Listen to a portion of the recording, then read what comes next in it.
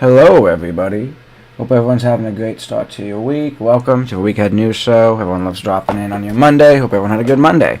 A little rainy here in Northeast Ohio.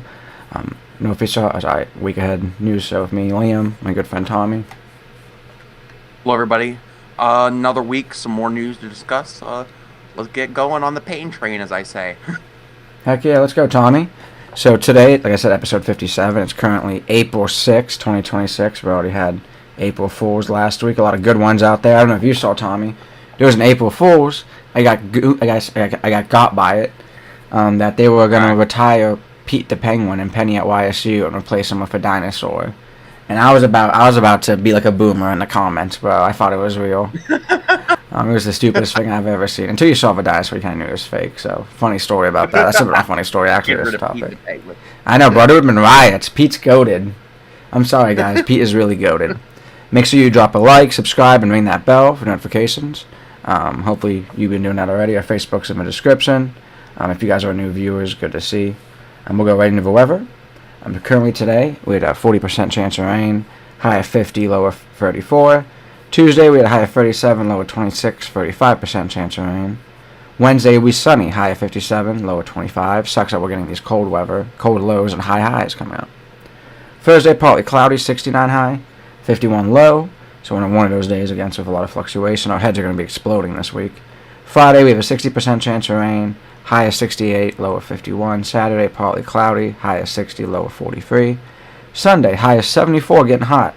Low of 41 next Monday is when it's going to be hot. High of 70, low of 61, and humid. It's going to be like around that the whole week next week. And 55% chance of rain. Last basically 24 hours, we received half an inch of rain, about 74% humidity with all this rain happening right now. Currently, our moon's at 78% illumination, with our moon set at about 8:53 p.m. No moonrise right now. Next full moon's in 25 days. Of course, yeah, it's in morning gibbous right now. For our sunrise, like we all love if you like getting up early, first light today was at 6:29 a.m. Sunrise today was at 6:57 a.m. With our sunset today at 7:53, nice and late. Last light 7:21. Total daylight hours about 12 hours and 55 minutes. We're almost getting to 13 hours of daylight. So awesome to see that. We have stocks for today. Looks like we had minor gains, like 0.3 to 0.6% gains across the board. Nice to see. Tommy will be going over stocks for the last 5 days or last week's stocks. Yeah, so stocks over the last week, Dow was up nearly 3%, 2.9. S&P was up 3.13%, and NASDAQ was up 4.18%. So some gains there. Good to see some minor gains after like the weeks of negative we had. So we'll go right into it. Still go on to a funny topic. Construction for the Trump new ballroom has stopped. For Judge halts for White House ballroom construction. The ruling, Judge Richard Leon has issued a temporary injunction to stop President Trump's multi-million-dollar White House ballroom project. An appointed 35-page ruling, for Judge stated the president is the steward of the White House, not the owner. Kind of like renting it. If you rent a house, you can't really paint the walls, they always say. It cannot proceed without explicit statutory authorization from Congress.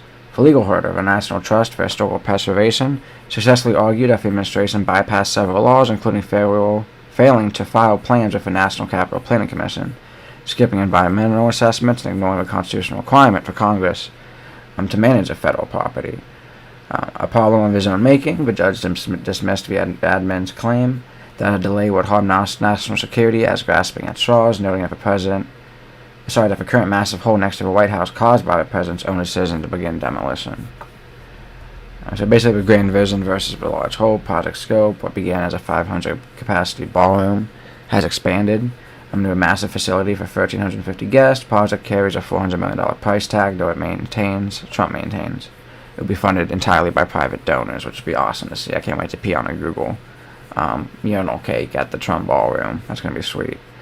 And is currently under budget and ahead of schedule, which we know that's a lie because no projects right now are either under budget or ahead of schedule. But said revelation, Trump recently revealed that the U.S. military is building a massive complex beneath the ballroom, suggesting the ballroom itself is essentially a shed for more significant underground structure. At the King's visit, Trump defended the project by citing the upcoming visit of King Charles III next month, arguing hosting world dignitaries is a tent in a tent is inadequate, and he doesn't want the king sitting in a pool of water on wet grass. He probably won't be. They have money for all those like nice type of walkways, and they'll get drainage and stuff like that. If you see what type of stuff they do, it's pretty nice, and a lot of other countries do that as well. So I don't like that. That kind of shows how rich Trump is he's like, I can't be in a fancy tent all day. It's not even all day either. It's like really just for an event. So crazy to me. I'm happy to see it see it not go into fruition right now. Personally, I don't like it just because of a private donor aspect of it, and I wouldn't like it either if it was taxpayer funded. Maybe if it was like 1/5 the price. You know what I mean? Tone it down a little bit and sort of taxpayer funded. We talked about this before. I feel like that would be better, but this is just Trump's ego going ham, and he'll probably be all over Truth Social like he was with the Iran war this last weekend, going ham and saying crazy shit about that. So can't wait to see it, and can't wait to see his like 5-year-old tantrum happen because of it. What do you think, Tom? Yeah, so at the end of the day, the president created this problem, and he's running to court, and he's telling the court, I can't have this massive hole in the White House that creates problems for national security, blah blah blah blah blah. Ultimately, he gets slapped down by the judge that's saying, "Hey, brother, you kind of put the hole in the White House yourself, and now you're kind of claiming that it's a national security issue. So why'd you do it then?" So I think pretty clearly here, that the president is grasping at straws here, trying to defend his corrupt, privately funded ballroom.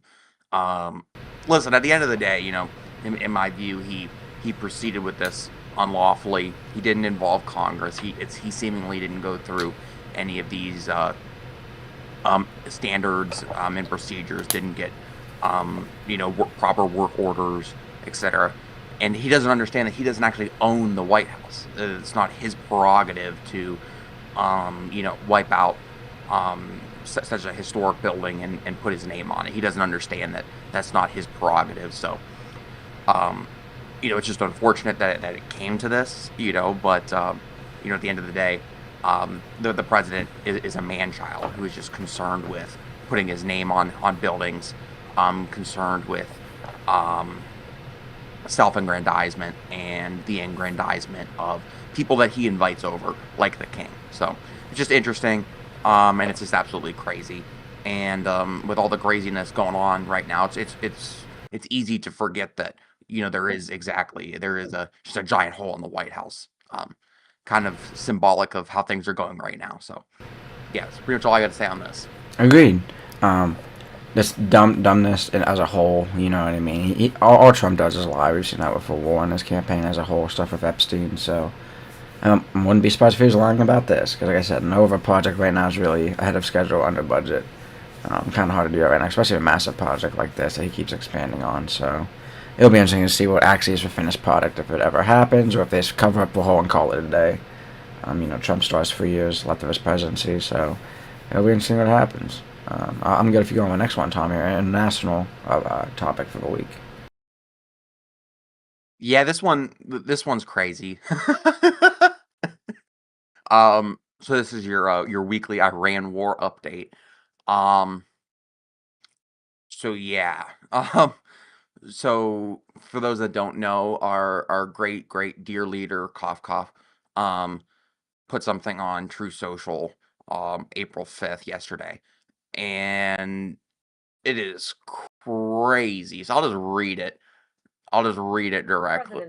Let's see.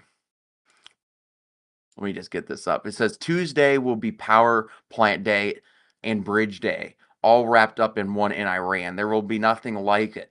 Open the effing straight, you crazy bastards, or you'll be living in hell. Just watch. Praise be to Allah. Donald J. Trump. Okay, so that was a fun thing to wake up to. Just It was. so the new deadline, President Trump issued a high-stakes ultimatum to Tehran, which I just read, demanding the Strait of Hormuz be fully opened to shipping by Tuesday at 8 p.m. Eastern time. So that will be tomorrow. So that's going to be interesting. In an expletive-laden social media post I just read Trump threatened to destroy Iran's power plants, bridges, promising to unleash hell if the deadline is not met. Mixed signals. Despite the aggressive rhetoric, Trump told U.S. media there's a good chance of a deal being reached on Monday, which I don't think that's true at all. If you actually know anything about this, though Well, that he was today, and we simultaneously we haven't mentioned, seen a deal yet, right? yeah, no, actually, he went on national television today and reaffirmed that tomorrow very well could be a bridge and power plant day. Dang, go on. So yeah, Um, so he mentioned that a deal could have happened today, which hasn't happened yet. But he simultaneously mentioned blowing up everything and taking over the oil as a backup plan. Old reliable. Got that from the George Bush playbook. Old reliable. So okay, so this comes in the context of pilots being recovered. The threat follows a successful high-risk rescue operation deep inside Iranian territory to recover a second crew member of a downed F-15 fighter jet down last Friday. And casualties continue to rise. The conflict continues to take a civilian toll. Ballistic missile hit a residential building in Haifa, injuring 4, while Iranian drones have caused significant damage to oil facilities in Kuwait, Abu Dhabi, Bahrain. Economic stranglehold. Energy crisis, Iran's obstruction of the Strait of Hormuz, where 1/4 of the world's oil passes, has caused global oil prices to skyrocket and fuel worldwide inflation fears. And Iranian leadership has dismissed Trump's threats as unbalanced and stupid, and is demanding instead that ships pay a toll to compensate for war damages. Um, Israel's reportedly awaiting U.S. approval to strike more Iranian energy facilities, having already targeted a petrochemical plant and the Qassam Soleimani International Airport. That's their international airport in Tehran. This marks the third time Trump has extended a deadline for military action, moving the goalposts from initial threats in late March to the current Tuesday night cutoff. Okay. I don't even really know where to start with this because this is just literally crazy on every level. Um, s- so let's start with this. The the course of action being proposed right now by our man-child in chief is not consistent at all with what he purported the stated objective of this war was, which was the uh, elimination of the Iranian regime, and the people taking over their government. You remember, if you recall, the version at the beginning of this war, both Donald Trump and Benjamin Netanyahu, they released videos saying, "Oh, it's time for the Iranian people to rise up. It's time for them to overthrow tyranny, etc., etc., etc." That ultimately did not happen. That ultimately did not happen for a variety of reasons. Um, Many of which are just, uncontrollable variables. But the fact that the United States is now talking about attacking power plants, attacking bridges, it shows how poorly organized this war was, because this is not an action that a nation would take if they were actually serious about a plan of facilitating regime change in Iran through a popular rebellion made up of its own people. When you do that, when you want to try to do that, you don't attack power plants, you don't attack bridges, you don't attack the infrastructure that the innocent civilians rely on. Because all you're doing is you're hurting them, and you're actually emboldening the regime. You're emboldening the regime. Um Very few times in history, has it worked where, um, things a government has made things so miserable on a people that they just rebel. Like, very, very rarely does that work. Normally, people coalesce around each other, around a strong man leader. They don't go on and fight that. They seek comfort in the authoritarianism. So the fact that the United States is even considering these sorts of actions is just all the proof that I need that this war was poorly thought out from the to begin with. Um, and I've talked about this many times, Um, we still have not accomplished the strategic objective of denying the Iranians the ability to have a nuclear program, but now we're talking about blowing up bridges, blowing up power plants, etc. The next thing to talk about with this, which is critically important, is how will the Iranians respond to this? And I think the answer is that they will attack the desalination plants in the Middle East.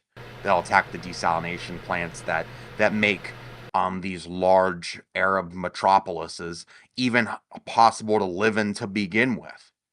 So, the president, he goes over there, he bombs some power plants, he bombs some bridges.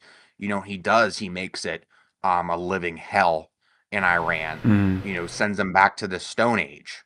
Well, there's going to be a bunch of people in Abu Dhabi. There's going to be a bunch of people, in Bahrain, in the UAE, all of these countries where all of a sudden their desalination plants are getting hit with Iranian missiles and they're not going to have anywhere to go. Okay. So this could lead to, put like this, I don't think if this happens, we very well may not have seen escalation yet in this war, which is crazy when you consider just the thousands and thousands and thousands and thousands of missiles that have been, shot, and the drones that have all been shot, and the immense amount of human destruction and economic destruction that has been levied. That is nothing compared to when we start attacking their infrastructure and when they start attacking desalination plants, and also critically, the oil refineries and the natural gas refineries over there. It's a lot easier to reopen the Strait of Hormuz than it is to rebuild 2 dozen or 3 dozen, oil fields. That's something that could take years and years and years and years and years. Mm-hmm. So this is crazy. It is. It's absolutely crazy.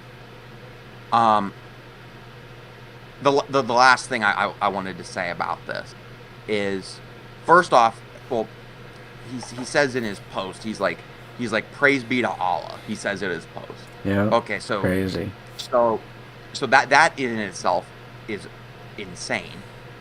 So it has been the foreign policy of the United States of America.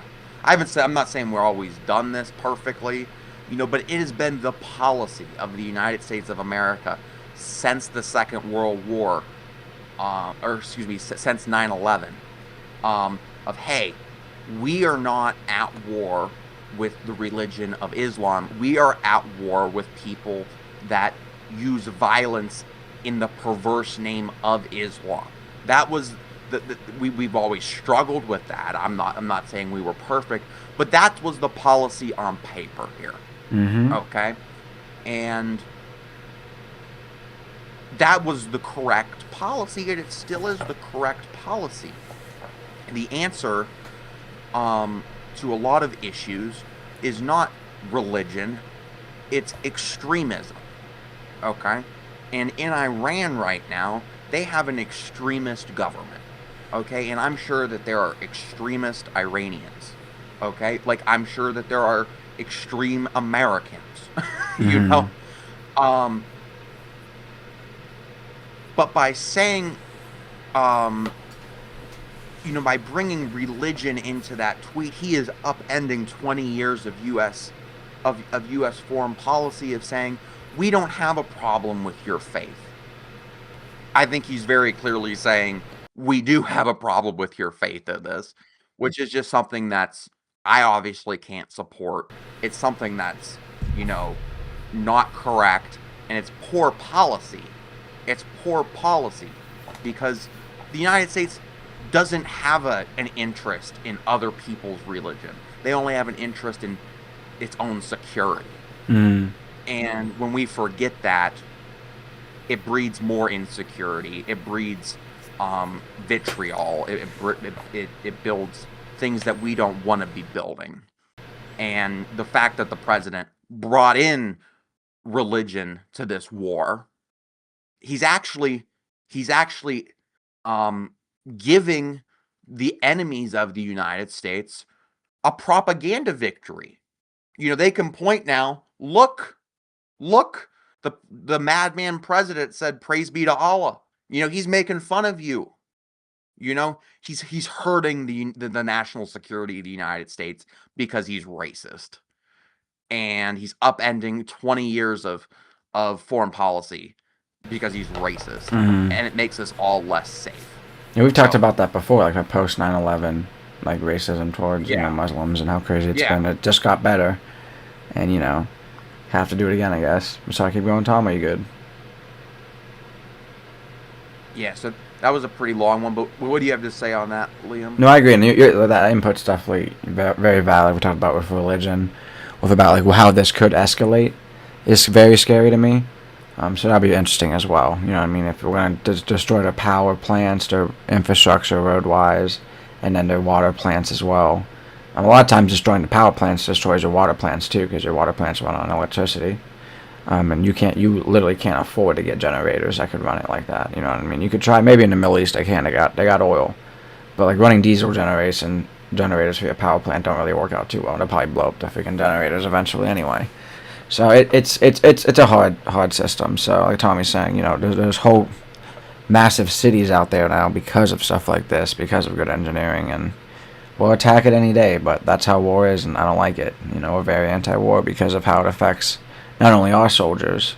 You know what I mean? We say we love American soldiers, but we should also love this. Any citizen in any country shouldn't get murdered or, freeze to death. Or maybe it's a heat thing. Die of dehydration. So it's crazy how war still is nowadays. I'm going to go on to a National One topic, a little bit brighter news, which is the Artemis 1 launch. Artemis 2 launch that happened on April 1st, making a historical milestone, the first crewed mission beyond low Earth orbit since Apollo 17 in 1972, which is kind of crazy. First time since the moon, since around there as well, since the early Apollo missions. The mission carries 4 astronauts: Reed Wiseman, commander; Victor Glover, pilot; Christina Koch, mission specialist; and Jeremy Hansen, Canadian Space Agency. They launched aboard for NASA's SLS, or Space Launch System, rocket with the Orion spacecraft. Beginning a 10-day mission around the moon and back, get some photos, and see if we can find a good place to land. They've already been naming craters and stuff like that, so that's really cool. I believe one of the craters they named after it was one of the dude's wife, who recently passed away. I think the Commander Reed I was seeing about, so that's really cool. This isn't a landing mission, it's a full systems test, also designed to validate deep space travel before humans return to the moon later this decade. They did the same in the Apollo missions back in the day as well. Some of those tests turned out well, some of those tests didn't, like we know from history. As April 5th, 2026, Artemis 2 is deep in its journey towards the moon when I wrote this. The crew has traveled farther from Earth than any human in decades, nearing Apollo-era distant records. The spacecraft is operating on a free return trajectory, meaning it will loop around the moon and naturally return to Earth without any major propulsion corrections. Critical safety feature. And a lot of times, like we talked about before, about how Elon wants to get to Mars is kind of like loop around Earth and use their gravity to kind of like slingshot us. The crew is preparing for a close lunar flyby, including a period of communication blackout when passing behind the moon, which is happening actually right now. They're on the dark side of the moon, play that Pink Floyd, baby. Which is pretty cool. They've already captured high-resolution images of Earth in deep space, including modern versions of the famous blue marble photo. And it's funny how people are comparing that to photos from back in spacecraft era days. But also a lot of it, too, is we have a lot more trash in the ocean. See, the ocean looks a lot more green and gray now. I go, yeah, we have a lot more trash in it. It'd be like that, a lot more pollution.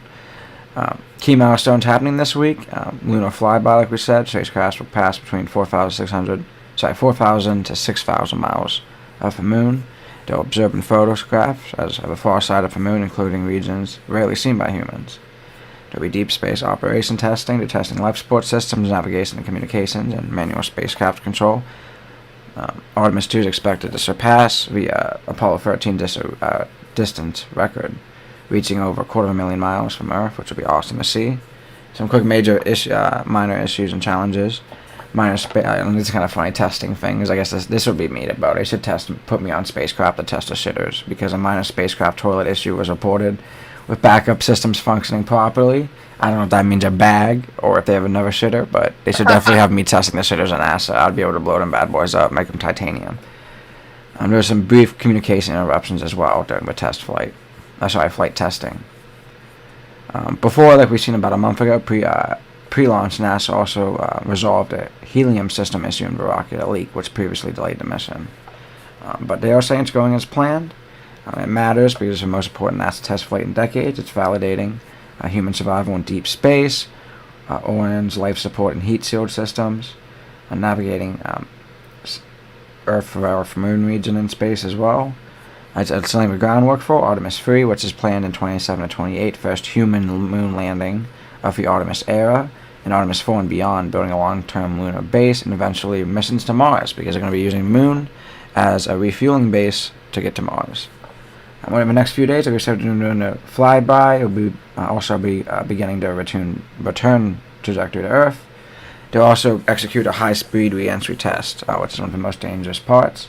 It's expected to splash down in the Pacific Ocean on April 10th, so that's cool to see.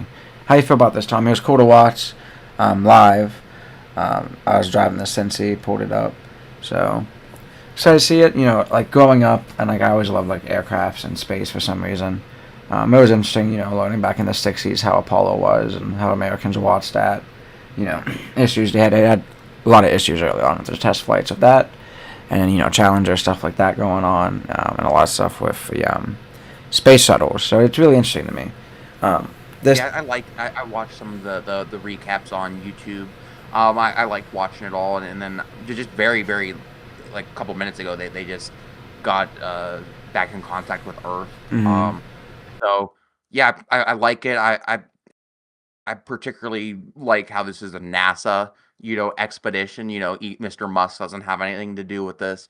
I've always felt pretty strongly that space exploration is something that should be supported by the people and not large multinational corporations. So I always like to see NASA, our space agency, going out there and doing good work. Versus some soulless multinational corporation that's probably going to take our taxpayer money to learn how to harvest asteroids and then just harvest them and not give us any money back from them. So I'm definitely a bigger fan of the NASA route, and it's great to see, and it's just crazy. It's been this long since we've done this. Low first human and past a low Earth orbit since the 70s, so that's crazy, and it's cool to see.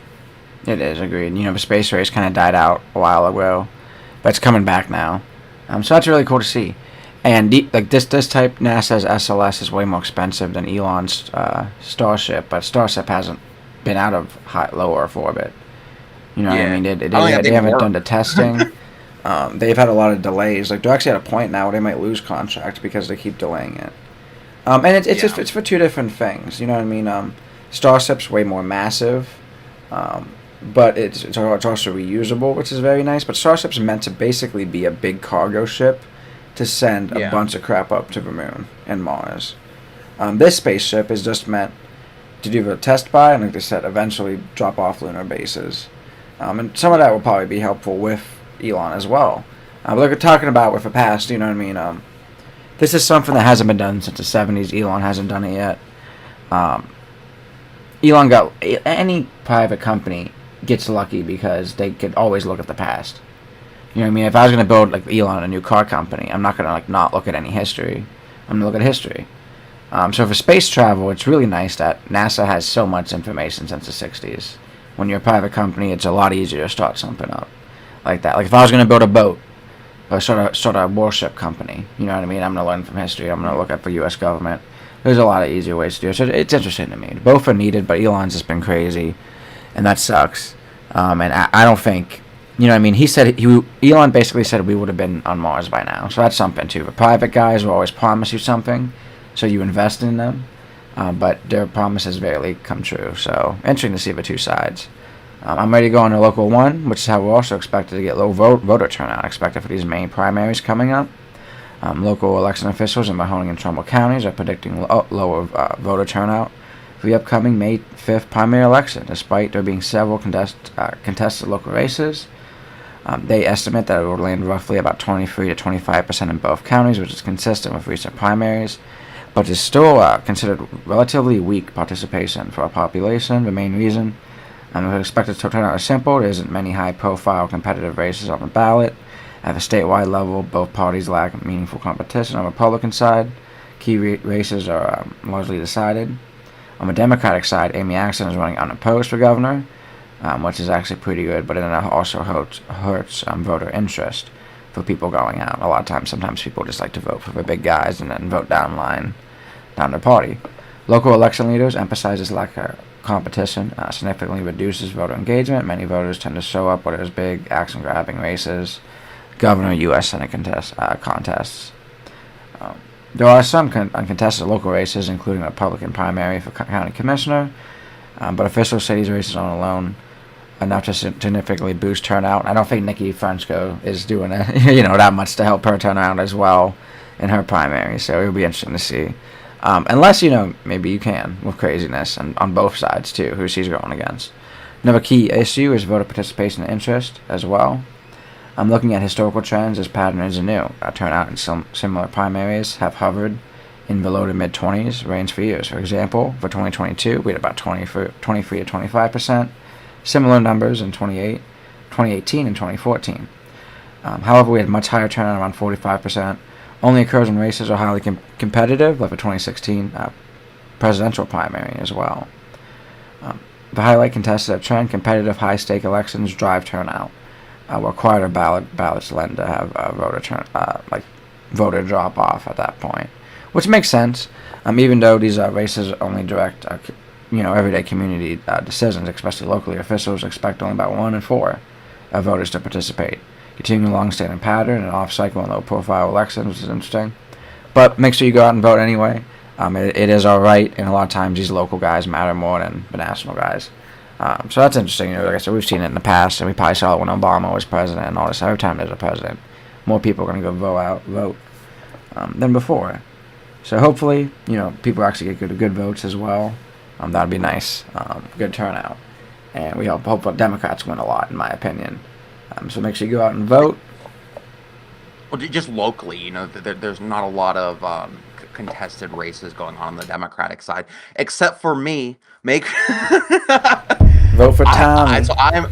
So I'm technically, I think I'm in the only local contested Democratic primary countywide, so including Ashtabula and half of Geauga. So there's some contested stuff at the state level, like for Attorney General and Secretary of State. So yeah, with any sort of election like this, it's going to be a low turnout. There's just not a lot of contested things on the ballot. And Secretary of State's important right now, especially with all the Trump stuff happening. But you'll be, how people are. But sorry, go on. Yeah, the Secretary of State's race, they have two great candidates, Allison Russo and Brian Hambly, who are both running for Secretary of State. I have a lot of admiration and respect for both of them. But yeah, so there's just unfortunately not a lot going on, particularly at the local level. But make sure you get out and vote for me before May 5th. Agreed. What's your Facebook page for that? Retain Thomas Summers. There you go. Make sure you follow him and go vote for him. And for the Democratic Central Committee, make sure you look it up on Facebook. Hope Tommy can win that one. He's done a lot of hard work. There we go. And he deserves it. So I'm ready for the next one here, Tommy. Some more good news. We started off with some bad news. This is good news. We should have put this maybe in the funny topic. Because Pam getting fired is kind of funny. Okay, so Pam's gone, people. We don't gotta look at her anymore. She gone. But they're gonna have someone that's awful take the job. So, Attorney General Pam Bondi ousted. President Trump announced Thursday that Attorney General Pam Bondi is leaving her post. while President's True Social post framed it as a transition to, quote, new job in the private sector. In the private sector. Yuck, yuck. Little bit of a little bit of government like screw you in there. Senior administration officials confirmed that Bondi was actually fired. Sources indicate Trump grew increasingly frustrated with Bondi's feeling she failed to execute his vision. This following a similar pattern to last month's firing of Kirsten Nomi, making Bondi the second cabinet member axed. Despite overseeing firings of numerous FBI agents and attorneys tied to past investigations of Trump, the DOJ under Bondi struggled to successfully prosecute the president's perceived Bondi struggled to successfully prosecute the president's perceived political enemies. Judges have blocked several high-profile efforts, including the investigation into Federal Reserve and Federal Reserve Chair Jerome Powell and FBI Director James Comey. Bondi also faced heavy criticisms from her handling of the Epstein files. Yes, and reports suggest that Trump and Bondi had a heated confrontation at the White House last week, signaling the breaking point in their relationship. Deputy Attorney General Todd Blanche will take over as acting Attorney General. He's a staunch loyalist and former personal defense attorney for Trump, notably representing him during his 2024 hush money trial. Speculation is already swirling about a permanent successor. Former Congressman and current EPA Administrator Lee Zeldin is definitely interested in the role. Even though she's leaving office, Bondi may not be clear of Capitol Hill. The House Oversight Committee is currently reviewing the status of a pending subpoena for her testimony regarding the Epstein investigation. Okay, so listen, this is good that she's gone. Pam Bondi was certainly probably she definitely was the worst attorney general in our lifetimes. What she has done to the Department of Justice is just quite literally destroyed it to its core. The Department of Justice spent a very, very, very, very, very long time trying to rebuild itself as a quasi-independent institution after the Watergate scandals in the 70s. And Donald Trump, with Pam Bondi's help, single-handedly and basically overnight, undid about 50 years of work from the Department of Justice, of rebuilding the Department of Justice. Organizations like the Federal Bureau of Investigation, the attorneys in the Department of Justice used to be some of the most highly, highly, highly regarded people in the legal fields and in law enforcement. And that's just not true anymore. It's not true anymore because the president and under Pam Bondi, they prioritized hiring loyalists that will go after the political opponents of the president. And that is functionally not the role of the Department of Justice. It's quite opposite to the name on the building. So, listen, Pam Bondi, I think will be remembered as one of the great idiots in American history. She's truly no good. I hope she is nowhere near government ever again.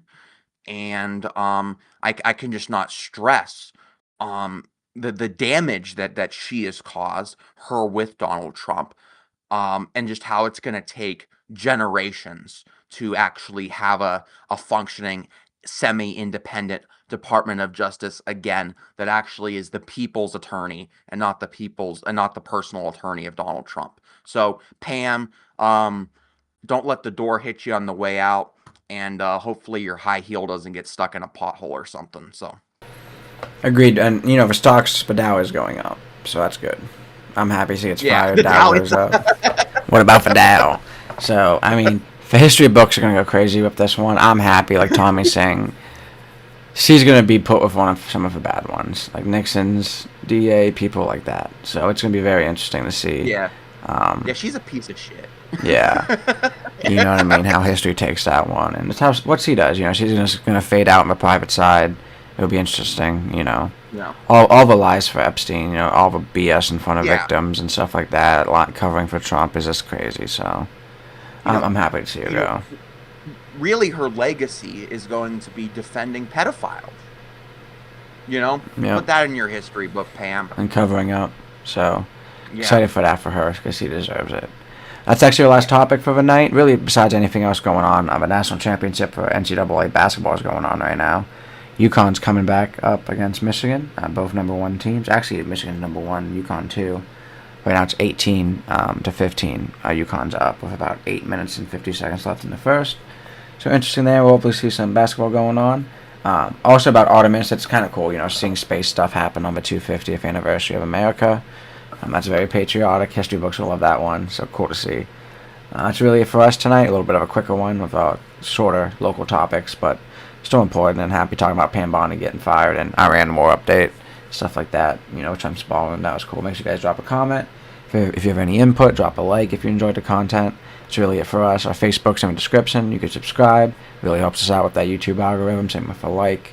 But ring the bell notification to be notified whenever we go live is under Tommy as well, if you don't know how that works on YouTube. That's really it for me. Hope everyone has a great night. Well, good night, Youngstown.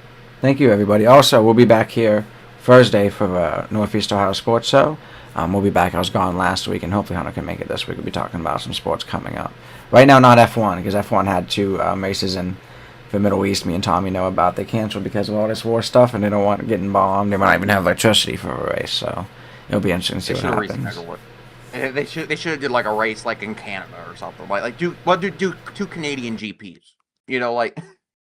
Agreed. Yeah, you could do back-to-back races at one place as well. They've done it in the past. Right, they do, their logistics is crazy now. So even keeping their stuff there an extra week could hurt stuff. So we'll have to see. That's another one of your economy issues too. Affecting not even us, just over there in the Middle East. That's a huge economy thing for them. So interesting to see what happens. We'll be talking about that on Thursday a little bit as well. Some F1 stuff like that. Thank you guys for coming back to Billy Doodle Show and the week ahead news show with me and Tommy. Have a great night, guys.